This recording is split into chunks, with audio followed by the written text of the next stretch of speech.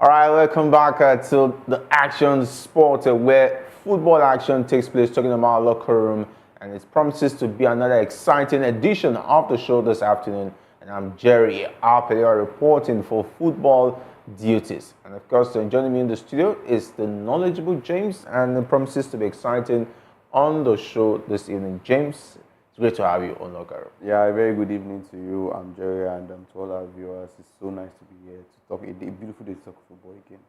And of course, hopefully we're getting a debutant on the show this afternoon, talking about Hope Ejari. And of course, if he joins, definitely we'll get to introduce him as the show progresses, because today we have loads and loads of action inside one of football, and we have a very, very hot topic that is going to generate a lot of controversies. But let's see how it pans out. But definitely, they say charity begins at home. As Nigerians, definitely a lot of Nigerians are interested in the big game against Bafana of South Africa. And of course, the second one against Benin Republic, the Squirrels, they are known to be, and we hear that there's a major setback as far as the Super Eagles against these two teams is concerned in the World Cup qualifiers.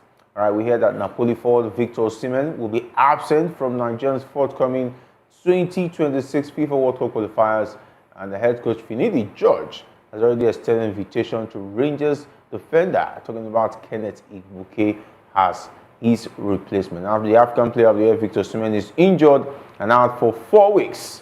Super Eagles coach Finidi George definitely will not be happy with this news, because whether you like it or not, Victor Osimhen is like +1. He's already a goal threat. It's just like a goal. When you put him on the pitch, you know that this is a goal. Then it now depends on how many goals he can score, or how good enough the opposition defense is to stop him. That will determine, because for 90 minutes, he's a goal threat. And of course, he's already -1 for the Super Eagles. He's going to be heavily missed. When I saw the news yesterday, I was kind of down, because missing Osimhen into the two most important matches that we're going to play practically in a very long time, and it's actually a very, very big blow to the team and also to Finidi. I'm sure Finidi didn't plan for this. But earlier on the show, I've already made mention that it's possible we might have the likes. I said that these players that have been playing for over many months, playing consistently week in, week out, midweek, and some of them even went as far as going to the finals in their club competitions. So those things are going to affect these players. So now it's up to Finidi to try to put out a team that can fight, that can still strive for success without Osimhen. And luckily, good for him. He has a certain numbers of players up front that can come in and fill in that position. And I was not surprised that I saw he didn't even call an attacker to come to fill in the position. He went to look at MPFL and got a defender. So it's actually a very good one for. It's actually a very good one for the call-up player, the Enugu Rangers led by Kenneth, but a bad one for Eagles and also Osimhen. But I'm sure with the likes of the players we have currently in this team, I'm sure Finidi can actually test someone up front. We have the options. All right, a lot to ponder about. Let's take a look at these options. We'll talk about Victor Boniface. Do you think it's now high time for Victor Boniface to step up and, of course, make sure that we don't miss Victor Osimhen ahead of these two World Cup qualifiers? No, if he's able to replicate what he has done at Leverkusen this year, and he brings that to those two matches, I'm sure he's not going to be heavily missed. And let's not forget since his return from the injury, the Xabi Alonso side has been putting him like late on the second half of the games. So I'm sure he's still fresh. He's still very much okay. I think out of the front three, he should be the person with the less stress in going into these competitions. Because Ademola Lookman practically carried Atalanta in likes of him and Skamaska all through. So maybe a front three of Boniface, Chukwueze, and also Lookman. Let's not forget we also have a Terra Murphy. I'm going to miss Moses Simon as well. Yeah. Talking about playing from the left. Maybe we'll have Ademola Lookman playing from the left this time, and maybe some. I'm more concerned for the Chukwueze side. Yeah. Because we saw what he did. He was not on his A game. It was not. during the Yeah, AFCON. yeah. Even his Italian Serie A, he didn't play very well up to. I think maybe I don't even know if he's still up to. I've not checked his start of his. So that means in the attack already we already have a big gap. A big gap is actually there. It's not something that we can overlook. But if the likes of Boniface and also Lookman are able to turn up. Yeah. I don't think the effect of Osimhen or Chukwueze not playing very well that day. Maybe Nathan Taylor starting from the right this time. Maybe an opportunity for him to prove himself. Are you sure Finidi? I do think Finidi won't take that big. It's actually a very big because if you take a look at, he will understand Victor Boniface more than every other player in that team. That's one. But you know Nigerians. He tries Nathan Taylor in that position and it does not work out, or we lose the match. And Taylor is a decent player. I like his hold-up play. They're actually coming for him. Yeah. Because you know they are coming for him. Because you cannot. People will say, why do you have a Chukwueze and you're starting in Taylor with low experience or not even enough games and experience in the Eagles? They want to see somebody that they are familiar with. We already have a -1 player there. Talking about Paul Onuachu. I don't know what he can even bring to the table. No. I had the idea of Paul Onuachu. You know, Paul Onuachu is a tall player. You remember the days of Manchester United where we had the Marine Fellaini. That when Manchester United are losing, looking for a goal. Utilized by Mourinho. During the days of Mourinho, you see him coming in towards the 80th, 70th. Once you see him coming in, just so that it's cross and know that is the only thing left for that game. So I think having the Paul Onuachu in the game, on the bench or on your side, it's actually not a bad one. But for starters, I see Boniface, I see Lookman, and I also see maybe a Chukwueze. But I think I want to see Terran Murphy get more time. I think he should get more time in that Eagles team now that Osimhen is not available. So I think having a Terran Murphy and Boniface switching will actually be a good one. All right, definitely a lot to ponder as far as that one is concerned. Maybe definitely like to take your comments on what you think that the Super Eagles can do about this fixture. Talking about the two World Cup qualifiers. With the absence of Victor Osimhen, who do you think will do a better job? I definitely like to take your comments as far as that one is concerned. He has said Victor Boniface. It's obvious.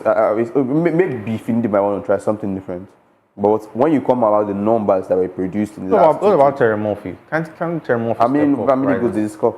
I think he ended up with about 12 or 13 goals. You will not compare that to somebody that had over 27 or 28 goal involvement in Boniface. He has more numbers than a lot of Eagles players in that team. Ahead of players like Onuachu. I'm not even talking about minor numbers now. We are talking about players that have rested properly. Boniface has not had so much games compared to Lookman or Terran Murphy or I don't know about Chukwueze. But compared to those two, I think Boniface is somebody that should be starting. I was even considering it even when Osimhen was around. And let's also be worried that hopefully he doesn't get injured too. Talking about Victor Boniface. That's one player. I already made mention of this thing that these players are players that we played for over many matches. You know how it is to play in the Europa League, you play midweek, you play weekend, and still come and play midweek again. So I know how difficult we have emphasized on how difficult it is to be playing such matches and going into the finals and also winning. So that fatigue is already on these players. And let's not forget, Lookman played in the Cup final, still played in the Europa League final. So that's actually extra matches on him. And Terran Murphy got time to rest with the side of knees. We're not participating in many major competitions. But Osimhen, we already knew that. Even in his last game against the last club side game against Leeds, I think he came on the second half and he still went back injured. So all these players are fatigued, they are tired. So let's just hope not many players get injured, and let's see what Boniface can do going into these matches. I'm just rooting for Boniface, and he was absent for the AFCON, so I'm sure he will want to make himself known to many Nigerian supporters. All right, definitely like to take up your comments under the comment section on who you think will do a perfect job ahead of Victor Osimhen's injury layout out of this very, very crucial World Cup qualifiers. And definitely it's going to be a big one for Finidi George. I don't envy him right now. It's a big job to see who can step up and be counted. Talking about the likes of Terran Murphy. Nobody's even talking about Kelechi Iheanacho. Maybe because he's not had a wonderful season. He's been in and out injured in that team. And so far so good. Some will not say. When we saw the list that we saw Kelechi Iheanacho, everybody was surprised at what is Kelechi Iheanacho doing. Because even at the Leicester side, he didn't play much games. Yeah, I think he lost his position to Fatawa and among others. So having him in this Eagles side, maybe just for maybe his experience, because maybe his experience and maybe coming up later in the second half, maybe coming up for the likes of Alex Iwobi. Because when it comes to the to the attacking midfielders, I don't think we have much of that, and it's somewhere that Iheanacho can come in and fill in for maybe 10, 15, 20 minutes going later on into the games. So I think that's the role. I don't. Do you imagine? Do you think Finidi wants to start an Iheanacho up front and bench the likes of Terra Murphy, Victor Boniface, who are firing all cylinders currently? I don't think that's one thing he wants to do. He don't want to drag such attention to himself this early into his ruin. So I think the wise thing for him to do is maybe start a Boniface and up in the middle, and maybe have a Lookman and also a Chukwueze. And if he's thinking of going to a 4-4-2 position and having two men up front, maybe Boniface and Murphy. All right, he said he relies mostly on wing play, and of course, let's not forget in these days he was a winger, and he would definitely want to see his players playing from the wing and see how much they can serve whoever takes the number 9 position, which looks like obviously it's going to be Victor Boniface. But my only worry is that his chemistry with the team is not there, because he has not really played with this team, and he has not really been given the opportunity to really showcase, because he made mention of it. He said that club football is different from playing for national team. He has said that one time. I remember he said it during his last video party, where he said that club football is different from playing for the national team. So if he's going to consider that, you might be shocked. You will see Terry Murphy starting, or even, I don't know, maybe Paulo actually starting the number. Like, he does not start. Ponachu should not even start. Yeah. Even if I want to give Ponachu time to play, maybe to be later on the second half when he's looking for one very important goal, you can bring Ponachu and maybe take off a midfielder or a defender, put him in the center, and you know that all crosses. And you know all crosses go to Paul Onachu. Paul Onachu is not one risk you should even think of. Yeah. But one buy market you should think of buying. Better having a Boniface than. Yeah, it reminds me of when he was asked about talking about the captaincy of the Eagles, and he said that people were already giving news that he was going to choose a captain, and he made mention of one word. If Nigerians would say, "If you try it," yeah, when you say that, you try. I remember if you try he said that Nigerians would say, "Who sent you message?" If he tries to start Paul Onachu or against South Africa, that means he's writing his own sack letter already. He uses that to sign it, to sign later. Come on, it's one risk he does not want to take right now. All right, we have our virtual guest joining us live, talking about Hope Ejayo. Great to have you, and of course, you're speaking all the way from Lagos. And I hear that you're currently at the Nigerian Institute of Journalism doing 1 or 2 coverage there. But great to have you on the show this evening. Hope. Hello, Hope Ejayo. Can you hear us so you can join us virtually? All right, while waiting for the technical issues to be sorted, let's talk about Wilfred Ndidi. Okay, all right, we hear that Olympic Lyon has identified Wilfred Ndidi as a transfer target for the upcoming summer, and in this contract is set to expire at the end of next month, and he has been linked with multiple clubs in England. Do you think he should take the move away from England and go and try his trade elsewhere in the French Serie? French League One. I don't think going to the League One is actually the best decision for Ndidi now. It is one player that most English teams will want to have in their squad. So I think he should just hold on. I think most teams are trying to settle their managerial issues currently and have a review of the past season before going into the market for new players. So I think you should just hold on. I think most of all these teams can actually get it. And let's not forget, it might be maybe for free. I think his contract is going to run at the end of this month. At the end of this month. So I think you should just take a chill pill, wait. The clubs are going to come. You should not be in a hurry to decide which team you want to join. Going to the League One and be a League One that would know that is this like birthright for the PSG side to always come out champions. Why go to a team that you know you're not going to come out first, except you are very spiritual intervention, very good, or supernatural intervention. Supernatural intervention before your club can become first. I think you should just hold on and see.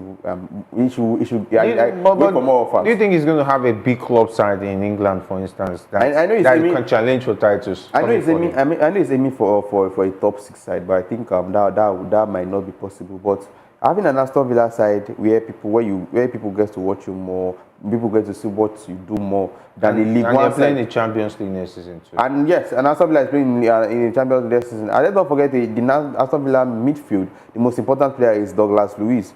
And I think, and I've heard rumors of, before the season ended, we have heard rumors of Arsenal might be aiming for him. And let's not forget Arsenal letting go of Thomas Partey. So, a Douglas Luiz now gets offer from Arsenal to play the Champions League and also fight for the Premier League next season. I'm sure he's taking his straight there. So I think we should just hold on. I will not be surprised I see him in Aston Villa at the end of this. All right, and of course, let's introduce Hope Ejare to the show. Good evening. You're welcome to Locker Room on VOP TV. Hello, Hope. Good evening. You're welcome. All right, we can't really hear Hope there. Of course, we're going straight to the hot topic right now on the show today. We're talking about Steven Gerrard, Paul Scholes, and Frank Lampard. And of course, for those who are football enthusiasts, this debate has come up several times. Who do you think is the best midfielder among the three of them? Talking about those who saw Paul Scholes, those who saw Steven Gerrard, and those who saw Frank Lampard. I saw a great deal of those players. So, guys, Hope Ejare, great to have you on Locker Room. Hello, Hope Ejare, great to have you on Locker Room. All right, we can't really hear you. If you can speak up so we can get to hear you, please do unmute your mic so that we can hear you. All right, okay. Let's move away from that. If he's ready, yes, we can hear you loud and clear. Hope. It's good to be here. Yes, great to have you. And unfortunately, we're not here when we started. We talked about Victor Osimhen and the fact that we're going to miss him in the games against the Bafana and against Benin Republic. What do you think? Who do you think is the player in that attack that can replace Victor Osimhen as far as those qualifiers are concerned? Oh, well, once again, thank you for having me on the show. Yeah. At this point in time in the world of football, we have quite a lot of Nigerian players doing well for themselves, especially up front. We have the likes of Victor Boniface. Ademola Lookman can also put in a good shift whenever he's called upon if you want. I'm talking about Victor Boniface. Not quite long he was, very pivotal in the Bayer Leverkusen team that won that league in almost 120 years or thereabout for Bayer Leverkusen. And we also know what he achieved. And the rookie player of the Bundesliga for the season. And for me, it is a no-brainer, really. It is a void Victor Boniface can fill. Victor Boniface is the go-to man. If Victor Osimhen, the other Victor now, if Victor Osimhen is not around, and I think it should not be something difficult for Finidi George. All right, let's go to the hot topic right now, okay? Yeah, we can hear you loud and clear. Let's go to the hot topic. And I don't know, definitely maybe you would have seen all these three players. Talking about Paul Scholes, Steven Gerrard, and of course, talking about Frank Lampard. I know you're a big Chelsea fan, and definitely Frank Lampard is a legend as far as Chelsea is concerned. We know Gerrard is also a legend as far as Liverpool is concerned, and we have, talking about Paul Scholes, a legend for Manchester. Among those three midfielders, who do you think was the best among the three of them? Wow. to be honest, this is quite a difficult question, really. Okay. And interestingly, they have quite a number of things in similar. Talking about the trio of Gerrard, Lampard, and Scholes, they both played for quite a long time for their respective club. Gerrard was at Liverpool almost all his life. Frank Lampard for Chelsea over a decade. And same thing for Scholes, really. Like I said, they have some similarities, I beg your pardon. Very good shooter of the ball, have an eye for goal, can be aggressive if they want to, especially for Paul Scholes. Somebody who can shoot from anywhere across the field. And to be honest, same also goes for Lampard and Gerrard. Like I said earlier, it's something very difficult, really. But, oh my God. if I'm to go for one person, really, I will have to look at their all-round game, really, in terms of their play, how they dictate the game on the pitch of play. I think to be honest, Gerrard is quite very good in that aspect, distributing the ball all across the field. And to be honest, Scholes too can do that. I'm not forgetting Frank Lampard. But if I'm going to judge them, really, both goal scorers, did I just say both? Trio of them, good goal scorers also. Steven Gerrard had 195 goals to be precise for Liverpool. Lampard 211, while Scholes had 151. These are great numbers. When you also consider they are not strikers, they are nowhere close to being strikers, and you putting that numbers up, over 100 goals, is no mean feat. There are some strikers in world football who has not even gotten anything close to those numbers. If I'm to just go all out for a player, to be honest, I think I'll go for Lampard, to be honest. I'll go for Lampard. All right. All right. You don't tell us why you are going for Lampard ahead of Gerrard and Scholes. Why are you going for Lampard? Yeah, I'm going there, really. I'm going there. Okay. Hello, can you hear me? Yes, I can hear you. Go ahead. Yeah, Lampard was in a team where maybe not relatively unknown players, but then that was a team where they were trying to gain momentum. Chelsea was nowhere in world football, really, to be honest. Like they are popular now when, until Jose Mourinho came and that team started gathering all the attention all of this world. And at a point, Frank Lampard was also part of that team, also very good. Jose Mourinho came in and they set up those teams. Lampard putting up all those numbers. At a point, you could see his combination with Didier Drogba up front. And during those times, you can't talk about any league Chelsea won without mentioning, if you mention John Terry, if you mention Peter Cech, mention Didier Drogba, you also have to mention, Frank Lampard in the same breath with all those players I mentioned earlier. But if I want to counter what you just said, but you know that without Frank Lampard, that Chelsea team would have still be able to blossom and do a lot of things. Do you think they would have been able to do those things without Frank Lampard? To be honest, I don't think anybody will have been able at that point. I don't think anybody in that team will still be able to do what he was doing at that point. Okay, let's assume now, take away Frank Lampard from that team. Who was good? Who do you think will be able to pull all those numbers or put in the same shift as Frank Lampard at that point? I don't think there is anybody that comes. But let's not forget, Chelsea had the money. They were buying a lot of players. They brought in Deco at some point in time. They brought in Michael Essien. They brought Mikel Obi. They had the money to bring a lot of replacements. So Lampard or not. Yeah. Okay. Yeah, I'm going there. Deco was even later. Deco coming in was.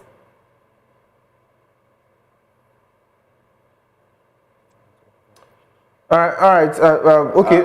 I think you're itching to say something. I know. The three of them are great midfielders. Yeah. I don't love. It's actually, you just have to talk about it. I don't like putting the three of them in the same spot, because if you take one from the other club and put it in the other club, he wouldn't do the same thing he did. Two of them will not be able to do what any of them match out. I just imagine taking the Lampard from a Chelsea team then and putting in a Liverpool team, and taking Gerrard and putting in a Chelsea team. Two of them would have gotten the best out of each other, out of the teams they were in. I love to see a Steven Gerrard was an all-rounder. He gives you everything you want on the field. You want him to defend, he will defend. If you want him to play in the midfield, if you want to get you goals, he will do that. And when you see a Lampard is much more of a goal scorer and creative-minded midfielder. So all of them are great. Yeah, they are all great, but I think all of them have their special features. And I think a Gerrard was like the all-rounder, the general of the midfield, the general of the team. You want him to play left back, he will go there and give you a good job. But Lampard was more like a player that wanted more goals in his career, and he was more goal-wise. He was good going when he's facing the goalpost, and he also created a lot of good chances. He had a lot of assists in his playing days, and produced quite a number of goals also. And when you come to Paul Scholes, Paul Scholes was more like a passing general. Let him just have the balls on his feet and just make the runs. And I think that was one of the things he succeeded very well at Manchester United. Being able to have players that are always having players that are always on the road, and your job is just to locate them.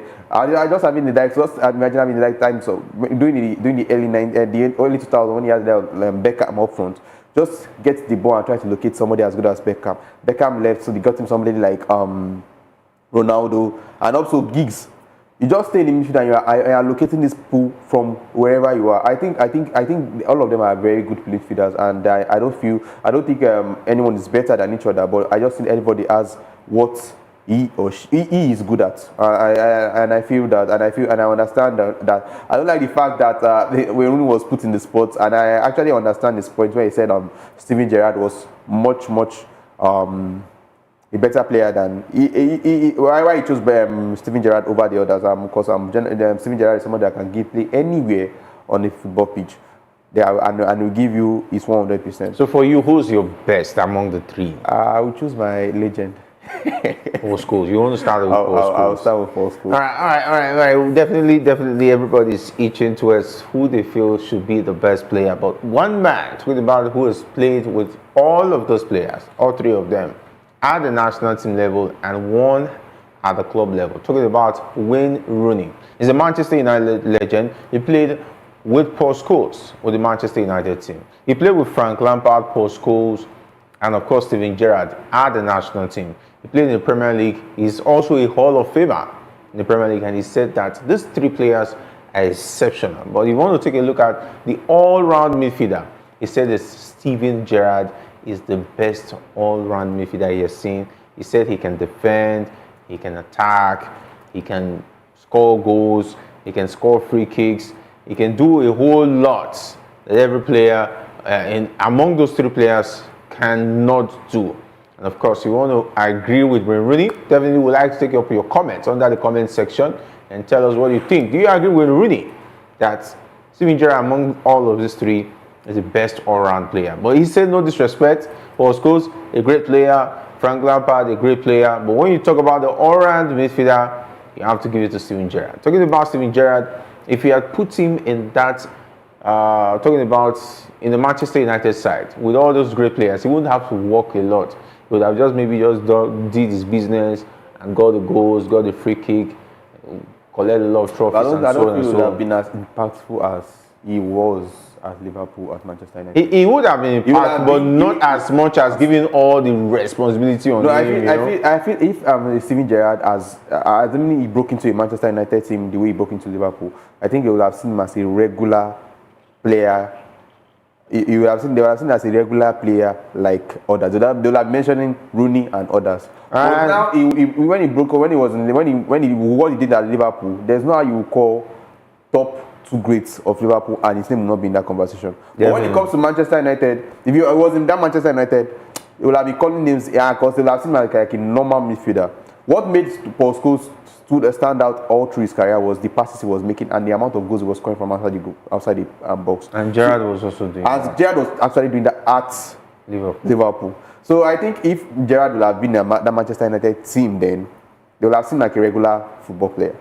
For me, of course, so definitely it would have just been if, because let's not forget, Gerrard never played for any other club side. He only played for Liverpool all of his football career. I think same thing with Paul Scholes. Yeah, Scholes. He played and retired with Manchester United, but for Lampard, he tried other options. So someone can say he went to Manchester City. I think he won. He won the league at Liverpool, Manchester City, and he didn't start with Chelsea. I think he started West Ham. Yeah, started West Ham. He made it to Chelsea. So he had some other options. So some would say maybe because he has traveled. And Gerrard also, he played in the US before he retired. Yes. Yeah, he played in the US before he retired. So that didn't really work out for him, but he played so much for Liverpool. Because Ope Gerrard is back, we'd like him to finish on who he still feels. Why is he picking Lampard? It's Hope Gerrard. Great to have you back. Hello, can you hear me? Yes. So you are going to tell us why Lampard. So you buttress your point so we can take that. Oh yeah, I was going to say, when we have three top players in this scenario, unfortunately for Gerrard, there is no Premier League title for him, really, unfortunately, like I said earlier. But for Lampard and Scholes, I mean, there is a Premier League title or titles for everything they were able to do at their respective clubs. And they were also pivotal to that, really, to be very honest. And again, that is not to take anything away from Gerrard. I mean, you could see him, I mean, in Champions League, you could see display. Nobody will ever forget that 2005 Champions League. I mean, against AC Milan. His influence of that game alone is something that will never be forgotten in the history of Liverpool Football Club.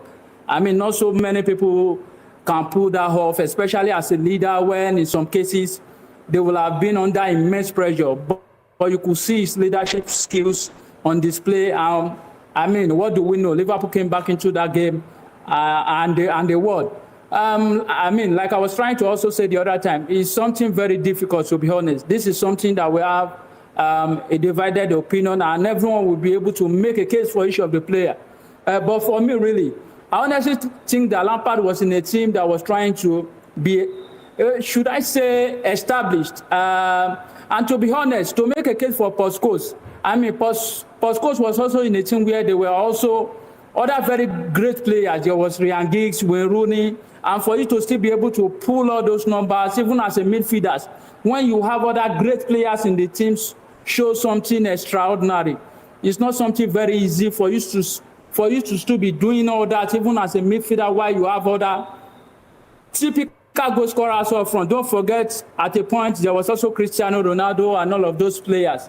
But like I said, for Lampard, I mean, you cannot mention that Chelsea team before you mention three players, to be honest. You will have to pick Frank Lampard as one of those people that always make things happen for Chelsea at every point in time, till that club became, I mean, in quotes now, a household name in world football, especially in England.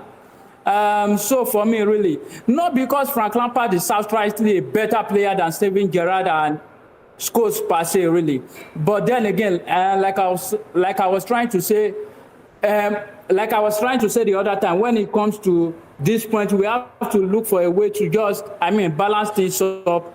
And I think that for me, in this case, what we count against Gerrard is that, as great as he was and everything he did for Liverpool, there was no Champions League title to show for it. He won the Champions League. He didn't win the Premier League. He didn't win the Premier League. That was what I said. I said no Premier League title to him. Okay. Won the Champions League. But for Scholes and Lampard, I mean, Scholes, multiple Premier League title winner. He also went to Europe. They conquered it. And if Gerrard had played for, but you agree with me, if Gerrard had played for Manchester United, would have won all of these Premier League titles. Because even at the point in time, but you know, Alex Ferguson wanted to sign him, but he didn't want to leave Liverpool. Yeah, he made a lot of effort. Even Ferguson admitted. I feel if Gerrard should have even at a point, if I'm not mistaken, Real Madrid also. Yeah, they also made effort to sign him. But then we cannot. We cannot take anything away from any of these players. They are great players. We already said that they are great players. And Steven Gerrard that played in a Liverpool side that practically nobody knows the rest of the players. Yeah, and he was able to do all these things for himself and played other coaches like Rafa Benitez with little of. And let's not forget Brendan Rodgers and co. Liverpool were not this good. I think it was after this new management that appointed club. They were not really good at transfers and over the years. Playing with the likes of Rice and also Babel. So credits to Steven Gerrard for doing a wonderful job at Liverpool. But I still feel taking away Gerrard from Liverpool and putting in the Chelsea side, he wouldn't have gotten the numbers that Lampard got at Chelsea. And the same thing goes to Lampard. When you take Lampard and put in the Liverpool side, I don't think we have gotten half of the numbers he got at Chelsea. So I just feel these people are able to succeed and strive under the environment they were in. And all of them did a fantastic job at that. So the only surprising thing is that with the amount of midfielders and how good they were at their prime, they were not able to manage and win any important trophy for England. Yeah, for the Three Lions, which was really sad. It was very, very sad.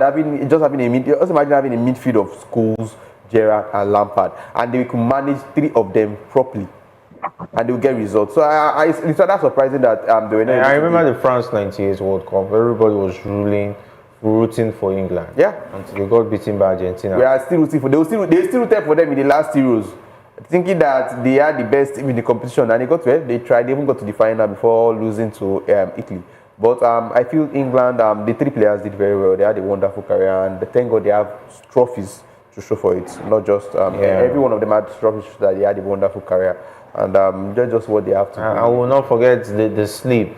Talking about the Gerrard'S sleep. Gerrard'S sleep. Who would have won the Premier League that season? I think that was one of the things Toni Kroos thought about and said, let me not go and flop like this and embarrass myself in and you know Toni Kroos made mention of that something. I think when it was early in his career where he said he will never play for the American or the Saudi Arabia league, and I think him retiring is actually a good one at this moment. But credit to those players, they have done very, very well for the sport, and let's see what they have to do for us in the future, coaching wise. All right, let's see what they have to do coaching wise. It looks like Paul Scholes has shied away from responsibility. I love that he didn't even try himself, because you know he's a very good critic. So imagine he's a critic now saying he wants to go and try a job that he's not good at, and he feels, oh God. Yeah, she has the likes of Gary Neville. Definitely. Now that one has learned from his mistake. Yeah, now he's a full-time pundit. All right, Hope Gyro, definitely you've made your point that you believe that Frank Lampard. You've also made your point about Paul Scholes, and when Rooney says he believes Gerrard is the best all-round player. Okay, you said that Paul Scholes is the best all-round player for you. No, all-round. There are different things. All round, if you're a team, a manager of a team, you need a player that will give you all the work in the midfield, Jackie work. Okay. A very stressful, a very utility, a workaholic midfielder. I think you go for Steven Gerrard. If you are in a team that loves to play counter attack, and you need somebody that is going to distribute the balls for you whenever you need. When you have pacey wingers and very fast attackers, you're going for a Paul Scholes. And if you're in a team, if you're a manager of a team that you need somebody that can give you goals, that maybe your talents up front are not producing the numbers you need, then you have a Lampard. So these are three players that come with different attributes, but three of them are great in their own special attributes. So that's just the thing. So I just feel three of them are good. But for me, I'll just go with Scholes. Scholes is just my type of player. All right, definitely Scholes is type of player. All right, and of course for those who enjoyed these guys, and of course those were the best days in the English Premier League, talking about the best midfielders in the world were playing in England when we had the likes of Frank Lampard, Steven Gerrard. Definitely these names creates a lot of problems for opposition. They don't sleep at night when they know that they are playing against Steven Gerrard or Frank Lampard or even Paul Scholes. Those were great guys in their footballing years. Okay, and I hope Gerrard has already made his stance. Okay, let's talk about some other football talk before we wrap it up on the show this evening. Talking about Jurgen Klopp, he's already said he made his farewell to Liverpool, but in a recent situation where he had an address with the Liverpool supporters, Jurgen Klopp took a parting shot at Manchester United and Erik ten Hag for their handling of Jadon Sancho, and the outgoing Reds manager, who bid his final goodbye on stage at the event in the city, couldn't resist a jab at the long-standing rivals. And throughout his 9-year tenure at Anfield, Klopp managed to secure only 7 wins out of 21 encounters against United, drawing 9 matches and suffering 5 defeats. And of course, he could only beat Ten Hag's side once over the last 2 seasons, although that was the memorable 7-0 destruction of Manchester United on the Merseyside in March 2023. Okay, he made mention of the issues with man management on the side of Erik ten Hag. Hope Gyro, I don't know if you're still with us. Take a look at Klopp's comments about the management of players under Erik ten Hag, most especially the way they handled Jadon Sancho. Do you agree with him that it was not properly handled by Manchester United and Erik ten Hag? I didn't get the question. Yeah, I was talking about Jurgen Klopp. He made threw a jibe at Erik ten Hag and Manchester United in the way they handled Jadon Sancho's situation, that they should have handled it better. They shouldn't have taken it the way they took it, and he felt that that was really, really poor and bad of the United side under Erik ten Hag? Oh yeah, to an extent, I think I agree with him. To an extent, I mean, nobody is ruling out the place of discipline on the part of coaches and players when it comes to, I mean, when the players go out of their way to do whatever they are not supposed to do. I mean, as professionals, especially when you are playing at the top level for a big club like Manchester United. I mean. For Ten Hag, to be honest, I think also considering some other issues he has with some other players at some point, he also did not cover himself in glory, to be very honest. Yes, I think I agree with him to some extent. He did not handle it very well in a way. Sancho on his part also, I think he could have done better. I mean, you were in a club coming from Dortmund. I mean, a lot was expected of you. And at that point, you were not even on top of a game where fans were already advocating for you. And then you were getting playing times. What people expected at that point was seeing Sancho, whenever he gets to play, firing on all cylinders. But that didn't happen until that, I mean, is it fracas, I will call it now, between between Ten Hag himself and Sancho. I agree with Klopp. I think he could have handled it better. I mean, we saw how that ended, to be honest. Sancho today is out of the club and to Borussia Dortmund. For some other people, if we also want to take a look at it, I mean, okay, let's also take a look at Sancho himself. I'm going by what he has done in Dortmund, for example. I mean, if we want to put his numbers on papers, bring it out to Manchester United, I mean, to be very honest also, I don't think it will have added much to that team. And yes, you will also have to understand Ten Hag when he makes that decision. Don't also forget the issue he also had with Ronaldo. I mean, Yeah. came for him. Yeah. And people came for him. It's not as if you are getting results and you are trying to claim, I mean, a disciplinarian. I mean, Yeah. it was both way really. Especially when both players left the club. I mean, Yeah. you could not win the league. It's either Europa or you are struggling for top 4 at the end of the season. I mean, also take a look at this season and all of that. And so, like I said earlier, I agree with Klopp a little bit. But then, I mean, coaches also needs to always take their stand, and that was what Ten Hag was also trying to do. I mean, saying, this is my territory, I need to handle it. I mean, as much as I can. I think, and I think that was what he was trying to do. But then, if you are to put it side by side, I mean, if you also make all these decisions and at the end of the day, the club does not have anything to fall back to as sources, I mean, the manager will have to take the blame. Yeah. If I'm not mistaken, the owners of Manchester United of recent also came out that they will be analyzing his performance to decide if he's going to stay at the club or not. And these are the things we are talking about. Yeah. Yes, I agree with Klopp to an extent. All right. I hope you've made your point there that you agree with him to some extent. And would you advise United to bring Jadon Sancho back, or they should look for how to sell him outrightly?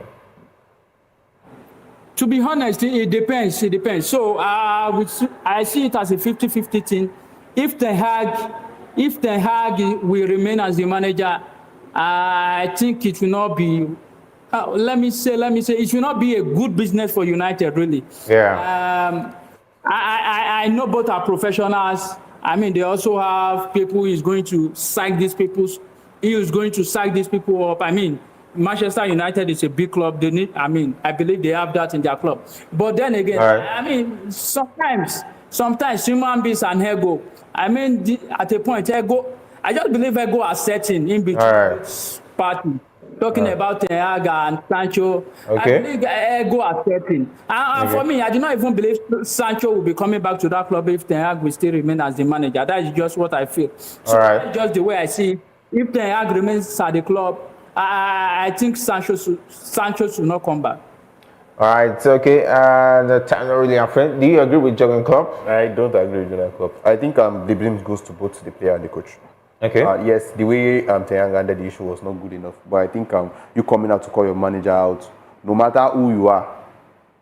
And what about calling his player out? Because he was actually. The time Mourinho at Manchester United called out the likes of Luke Shaw is too fat. He's not fit to play in Manchester United. He called out Pogba for not good enough.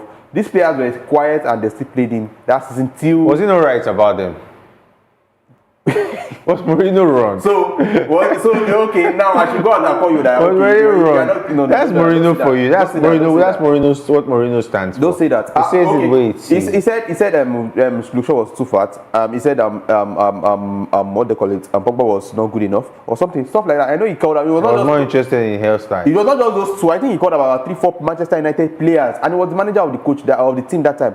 Not one single one of them made any comment, go to the social media or anything to make any comment. So why would Sancho come out to say, maybe, I don't know, maybe the angle, I don't know the angle Ten Hag was coming from for saying he was injured. The respect they have for Mourinho then definitely is not the same they have. And let's not forget the Pogba was even better than what Sancho was doing at Manchester United before he had injuries. Are you talking about the Mourinho that have coached the likes of Lampard, the Essence of this world? What does Pogba have to do that will make him so? I'm not saying it. These players are players that were even doing better at the club before Sancho. Sancho has played under 2 different managers at Manchester United and he needs to succeed. Okay. Let's not forget, Sancho also had the similar issue with Man City before he left to Dortmund. So over the years, Sancho should have. He didn't get this bad. He didn't get this bad because I think when the issue started was when he had a mental break.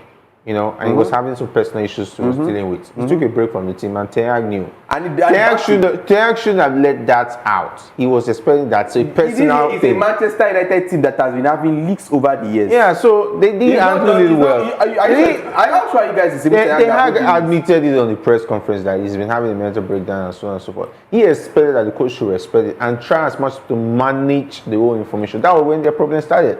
And this has only been the issues with Sancho. He also had the similar issues with Cristiano Ronaldo. Ronaldo was mourning the loss of his child. He should have protected his player, but he knows how to treat his players under the bus, and that one of the major.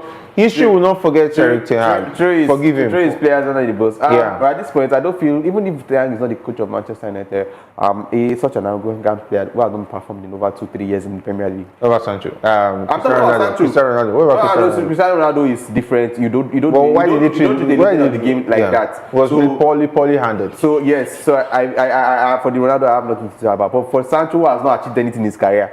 He's going to win the Champions League this weekend. I'm not supporting Dortmund to win. And let's wait for the tweet when they win from Sancho. When they win the Champions League. I don't think he wants to tweet. His jibes against. Let them sell him. Yeah, let him cash. Who's going to buy him? That's the big question. The same Dortmund that sold them to us.